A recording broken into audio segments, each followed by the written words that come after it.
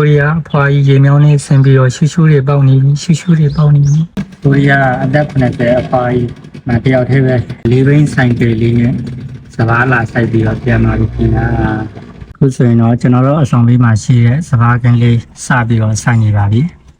ဒါတော့ဗနက်ပိုင်းကဆက်နဲ့စိုက်ထားတဲ့ဟာလေးကိုတော့အပင်ကျဲတဲ့နေရာလေးကိုပြန်ပြီးတော့လိုက်ဆက်နေပါဘောနော်ကိုရီးယားအဖွာကြီးသူပိုင်နာဒီဘက်အခင်းရယ်ဒီရဲ့ဘေးကဘိုးဘက်ကခင်းလေးရပေါ့နော်နှစ်ခင်းပိုင်နာ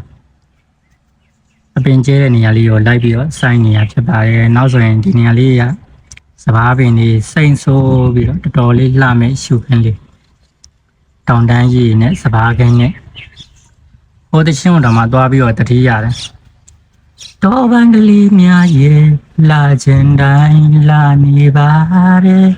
လမ်းလေးခွေကောက်ရဟိုတစ်ဖက်မှာဆိုရဲတချင်းလေးပေါ့နော်တချင်းလေးအတိုင်းပဲကြည့်လမ်းလေးကလည်းတောင်ကြီးကနေပြီးတော့ကျွန်တော်တို့ခွေကောက်ပြီးတော့လေခွင်းထဲကိုဖောက်ထားတာဆိုတော့အကွေးကောက်လေးနဲ့ဆိုတော့တော်တော်လေးလည်းတချင်းနဲ့လိုက်ဖက်ပြီးတော့တော်တော်လေးလည်းလှတယ်ဒါဟိုတနေ့ကကမ္ဘောဒီးယားအခမ်းပေါ်တငယ်ချင်းနဲ့ကျွန်တော်လမ်းလျှောက်တဲ့ဗီဒီယိုလေးတင်ထားတယ်ပေါ့နော်အဲ့ဒါဒီလမ်းလေးကိုလျှောက်တာပါခင်ဗျာဒီတောင်ကြီးကနေပြီးတော့လေတော်တွေကို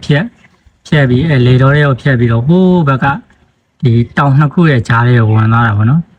တောင်နှစ်ခုရဲ့ကြားလေးကိုဝင်ပြီးတော့မှဒီတောင်ရဲ့ဟိုဘက်မှာဒါကျွန်တော်တို့ချိုတို့ဟက်ကေပေါ့နော်အခြေခံမူလာတန်းကျောင်းရှိပါတယ်ဒီရွာပေါ့နော်ရွာရဲ့အခြေခံမူလာတန်းကျောင်းဟိုတနေ့ကလမ်းလျှောက်တဲ့နေရာလေးပါရှုခင်းတော့တော်တော်လာနောက်ဆိုရင်တော့စဘာပင်ရေစိမ့်စိမ့်နဲ့တော်လေးကိုလှမဲ့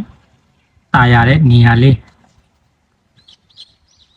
ကျွန်တော်ပုံမှန်တနင်္ဂနွေပိတ်ရဆိုရင်တော့ဒီလမ်းလေးကနေပြီးတော့လေရောရောအမြဲတမ်းလမ်းလျှောက်ဖြစ်ပါတယ်ညနေပိုင်းလေးပေါ့နော်ကျွန်တော်အဖွာကြီးကုန်း